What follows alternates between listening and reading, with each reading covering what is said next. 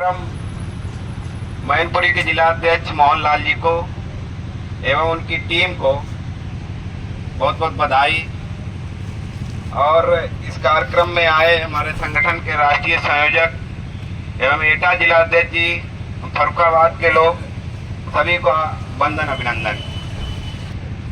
कि ठगी पीड़ित इसके द्वारा जो शिकार हुए हैं, बहुत भोले वाले लोग, ये लोग जो ठग कर विदेशों में भाग गए हैं, ये ऐसी स्कीमों को लेकर आते हैं, ये ऐसे एजेंटों को ट्रेन करते हैं कि वो जब पहले एजेंटों को ट्रेनिंग दी जाती है, कंपनियों के यहाँ लोग उपस्थित हैं, इस कंपनी का अगर कोई लीडर आ रहा है, मीटिंग करते हैं, तो शायद है कि जो होटल में हॉल करते हैं उनकी कुर्सियां कम पड़ जाती हैं। लेकिन आज जरूरत है पदाधिकारी जब बुलाते हैं, सचिव महासचिव हो, हमारे राष्ट्रीय संयोजक जी हो, किसी अपने स्वार्थ के लिए तो नहीं आप लोगों को बुला रहे हैं, आप लोगों की हक की लड़ाई लड़ रहे हैं। तो ये हमारा संगठन आप सभी के जो 3 लाख, देश में 3 लाख कंपनियां हैं, बंद हुई हैं, चाहे वो कोई कंपनी रही हो, सबकी लड़ाई लड़ रहे हैं, किसी एक विशेष की नहीं लड़ रहे हैं। दूसरी बात एक और बताएं कि कार्यक्रम,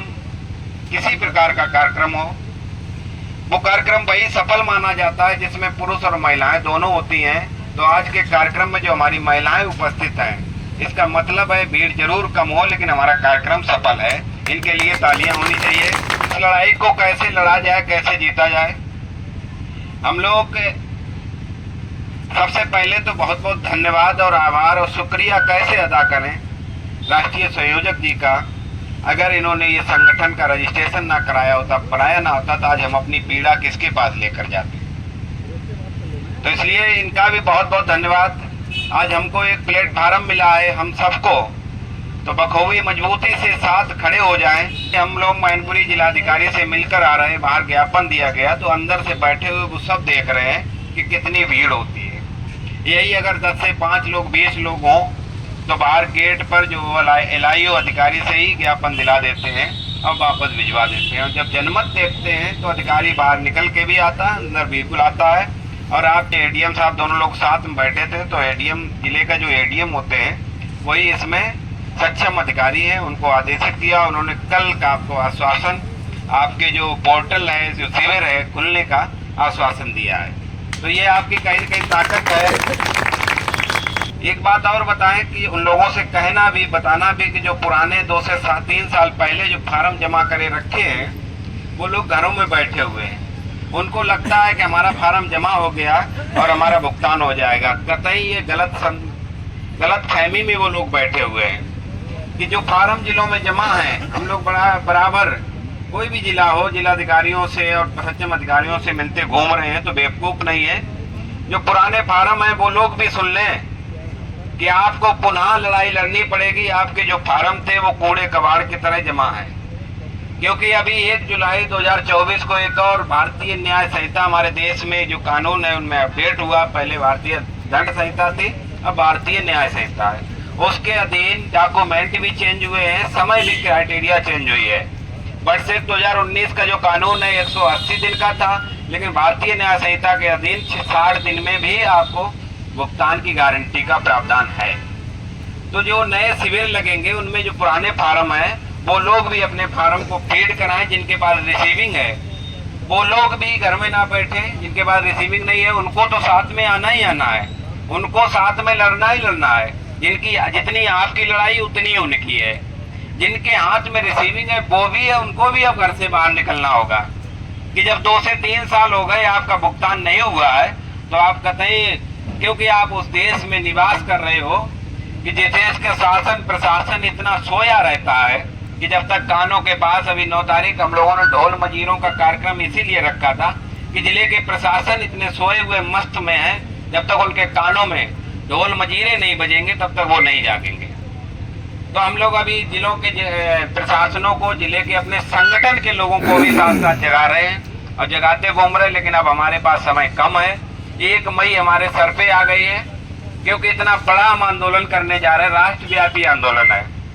उस आंदोलन को अगर जीतना है, उदाहरण आपको दे दें, 2 कानून बहुत पहले 2019 में 3 देश में नए कानून आए थे, एक श्रमिक कानून, एक नई शिक्षा नीति और एक किसानों का कानून।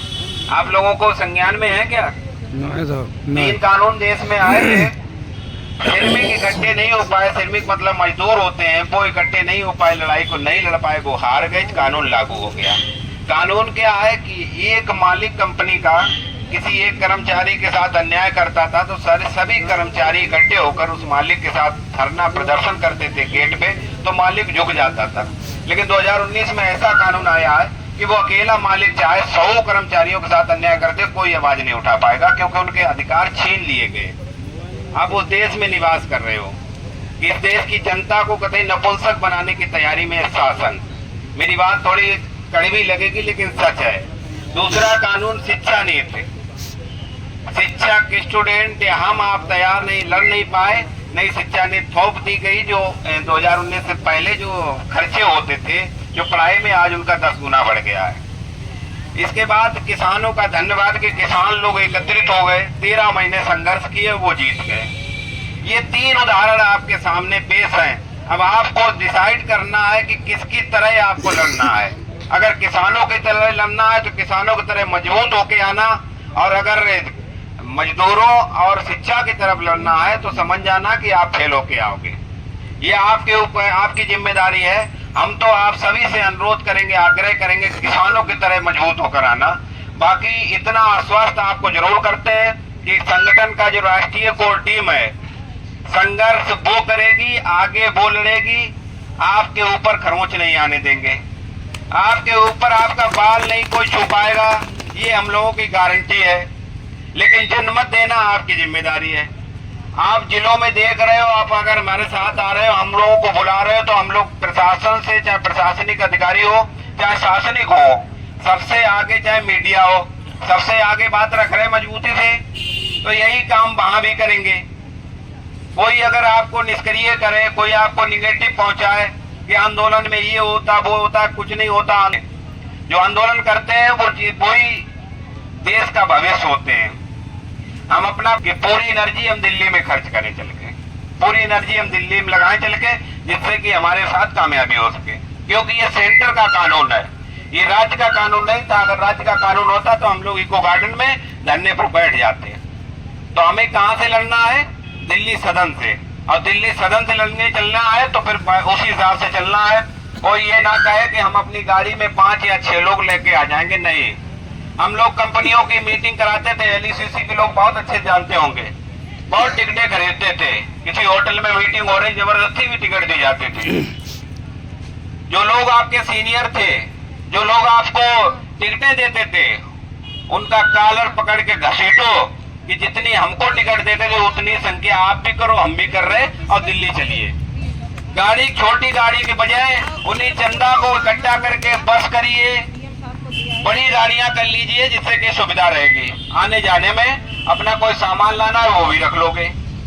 हम लोगों ने 1 मई से 21 मई का टारगेट है, 21 दिन का। जिसकी जितनी क्षमता होगी उतने दिन वो बैठेगा हमारे साथ। लेकिन हम लोग आपके लिए 21 दिन बैठेंगे, और अगर आपने पहले 21 को ही, 1 तारीख को ही अगर जन्मत दे दिया तो 21 दिन नहीं बैठना पड़ेगा। ये हमारे और आपके सबके ऊपर है।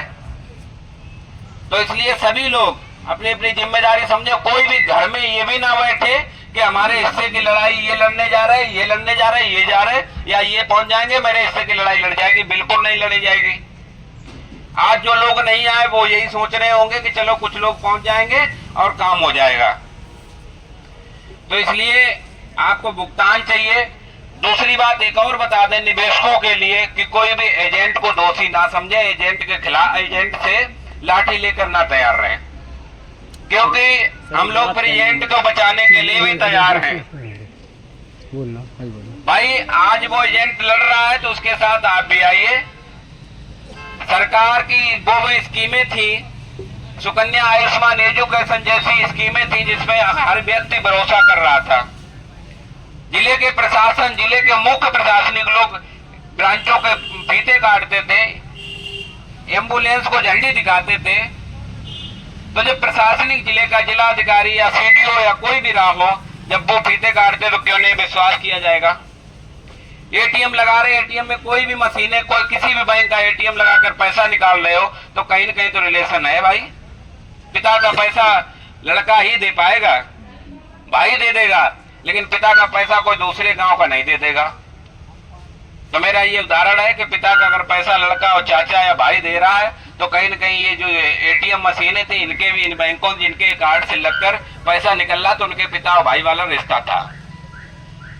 इसलिए मेरे साथियों, निवेशक लोग खासकर देश में अभी एलआईसी जो है इसमें कम से कम 6 करोड़ लोग निवेशक हैं।